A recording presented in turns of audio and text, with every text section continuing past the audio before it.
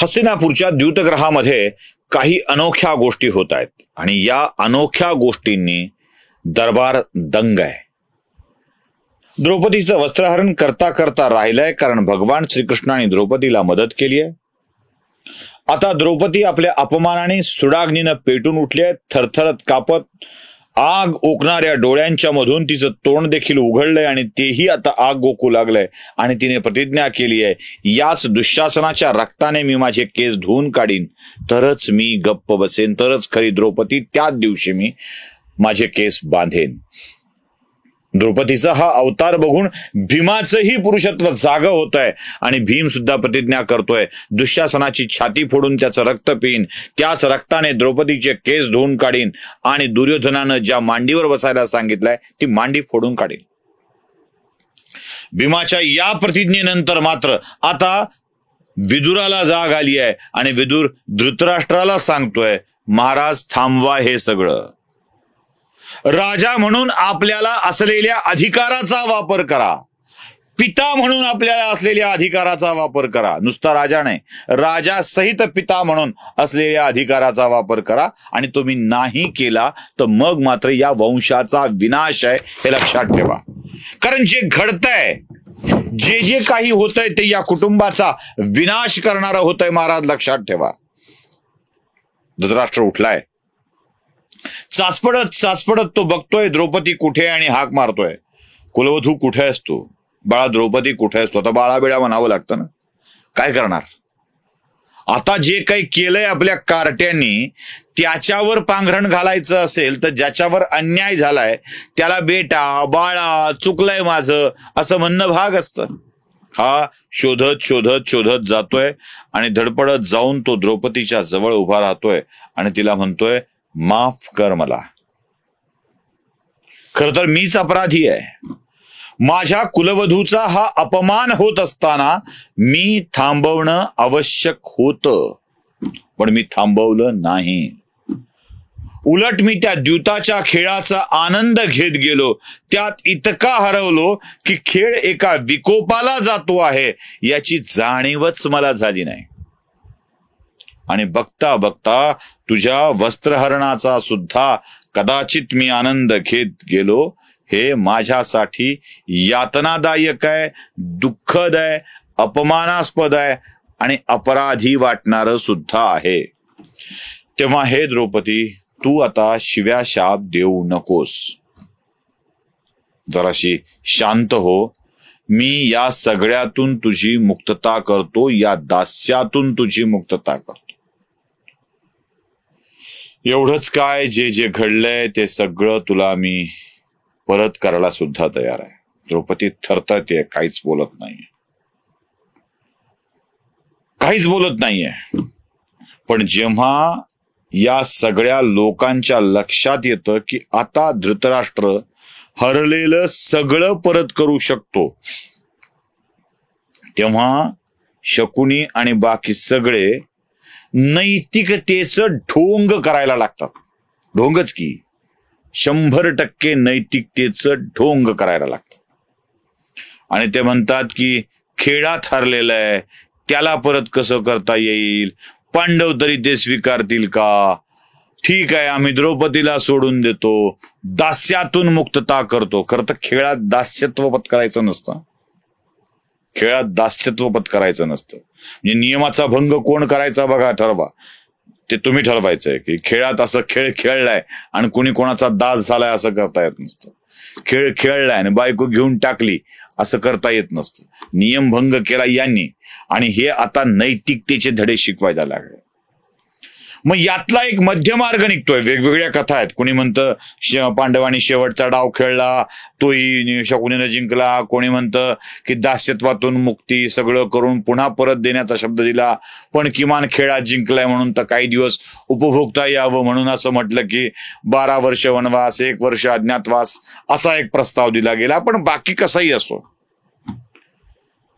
एक प्रस्ताव ठेवला गेला की पांडवांनी 12 वर्ष वनवासात जावं, राजपाट सोडावं, त्याचा ताबा दुर्योधनाच्याकडे जावा आणि 1 वर्ष अज्ञातवासामध्ये घालवावी. 12 वर्ष वनवासात घालवल्यानंतर या अज्ञातवासात पांडवांचा शोध लागणार नाही याची काळजी पांडवांनी घ्यायची आहे. आणि जर 1 वर्ष पूर्ण होण्याच्या आत जर पांडवांचा शोध कौरवांनी लावला तर पुन्हा 12 वर्ष वनवास करायचा, 1 वर्ष अज्ञातवास करायचा. त्या अज्ञातवासामध्ये अज्ञातच राहिलं पाहिजे. रामायणाच्या काळामध्ये ही 14 वर्षाचा वनवास, इकडेही 12 वर्षाचा वनवास, 13वा वर्ष अज्ञातवासाचं.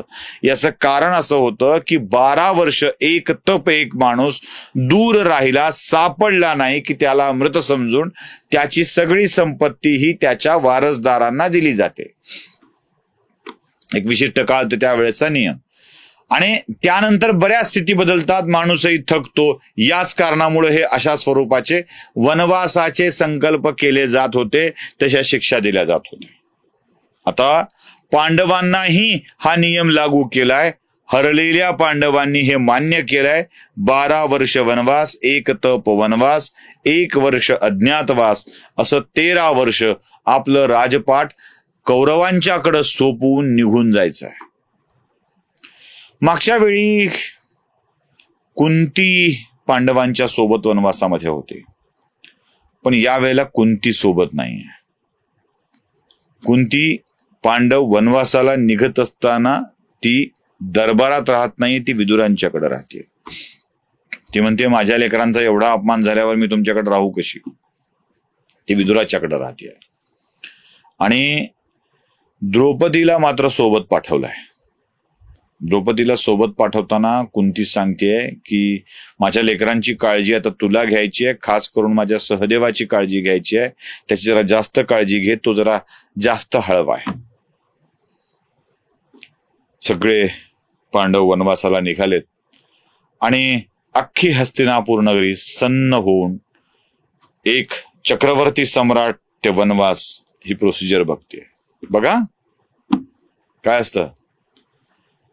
लाक्षागृहातून बाहेर पडल्यावर काही दिवस वनवासात घातल्यानंतर पांडवांना राज्य मिळालं. ते राज्य अगदीच मोठं झालं. काही दिवस या राज्याचा उपभोग घेतला नाही, तोच पुन्हा वनवासाला जावं लागलं.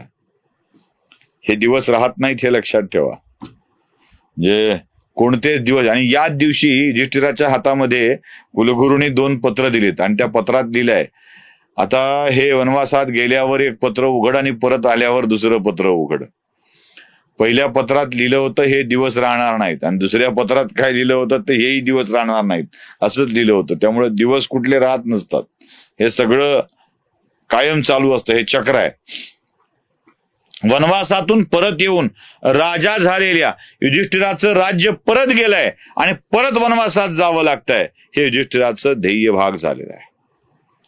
जाता जाता सगळी हस्तिनापूर नगरी बघतेय आणि बघत असतानाच एक जाणीव आपल्या सगळ्यांच्या मनामध्ये होते. ऐश तर बापाच्या जीवावर होते मित्रांनो. एकदा का पित्रछत्र हरवलं की सगळी संकट मागं लागतात, हे लक्षात घ्या. महाराज पंडू, हस्तिनापूरचे सम्राट महाराज पंडू वारले आणि उपेक्षिताचं जीन पांडवांना आणि कुंतीला जगावं लागलं. आज तीच बापा विना लेकरं निघून जात होती. कौरवांच्या शब्दाला सन्मान होता, कारण आंधळा का असेना बाप जिवंत होता. यांचा बाप गेलेला होता. बाप गेला की सगळं गेलं, हे लक्षात ठेवा. पांडवांच्या वनवासाला सुरुवात झालेली आहे. पुढच्या भागात आपण अजून काय होतंय ते बघणारच आहोत, पण मध्ये मध्ये एखादा ब्रेक असेल, कारण आता अनेक कार्यक्रमांच्या मधून मला जायचंय, त्यामुळे जरासं माफ करा. नमस्कार.